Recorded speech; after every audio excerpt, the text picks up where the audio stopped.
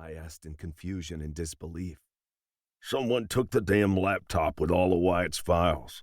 He stood upright and headed for the door. "Carly," I whispered, as the breath was sucked from my lungs.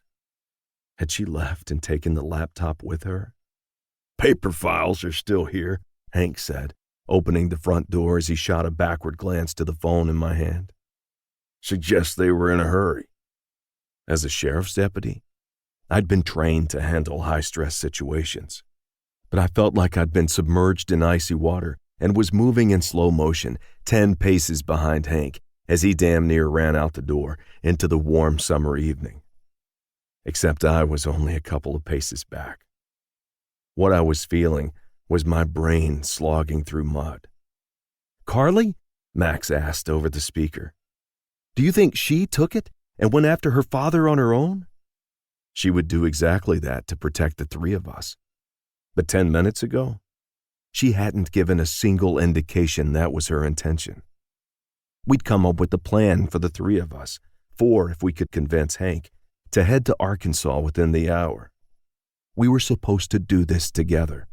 "No," Hank barked, his gaze landing on my SUV, parked about 15 feet from the house. "She might have pulled that stunt before, but not now. Not after what we've learned over the past few days. She knows she doesn't have to do this alone. She knows there's power in numbers." He nodded toward the other vehicles parked in front of my house. "Carly's car and your Explorer are still here. She didn't leave." His voice turned gruff. "Not on her own." It took a second for his insinuation to sink in. But then I noticed the open hatch on the back of my SUV. A speck of hope lit inside of me. Maybe she was packing the car. "Carly," I called out as I ran up the porch heading for the vehicles. "Carly!" "Marco, don't be a fool," Hank shouted. "You need a firearm." I knew he was right. Wyatt was a dangerous man, and he was worked up about the stolen files. There was a chance he was in the trees, waiting to retaliate with an ambush. My home was on a wooded lot with plenty of hiding places. But fear for Carly's safety overwhelmed all reason. I had to find her. I had to make sure she was okay. "Carly!" I shouted, running to the back of my Explorer, which was parked slightly perpendicular to the house, the back mostly hidden from the porch. Carly's suitcase was sitting on the ground, as though she'd brought it out but had left it for me to put in for her. Only Carly was too independent for that.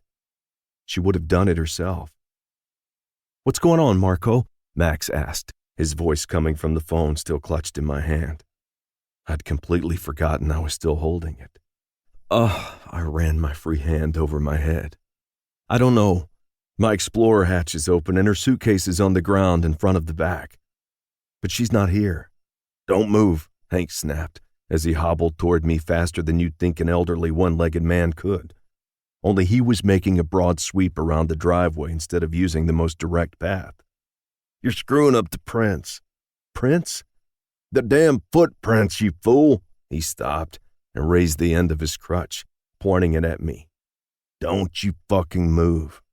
"What's going on?" Max repeated, more insistent this time. I stood in place, my entire body shaking with fear and adrenaline. Hank was right. There were footprints on the asphalt around the SUV. Larger prints made from dirt that looked like they came from a man's work boots. Not Carly. Hank walked closer and then leaned over to observe the ground. He and I may have both grown up in the Tennessee mountains, but he was more of a mountain man than I could ever claim to be. "A man was here," Hank said, following next to the prints as they made their way toward the front porch, then faded. "The way his footsteps are spaced, he was leading her toward the house." "Wyatt," I said, in a harsh whisper. Hank turned and headed back toward the SUV, then moved past it, keeping his gaze on the ground. The 2-car asphalt driveway narrowed to a single lane to join the country road, and Hank's attention was focused on the narrower portion behind the Explorer. He stopped and stared at a damp spot on the ground. "Carly's footprint is here." He pointed to the ground, and I joined him, looking over his shoulder.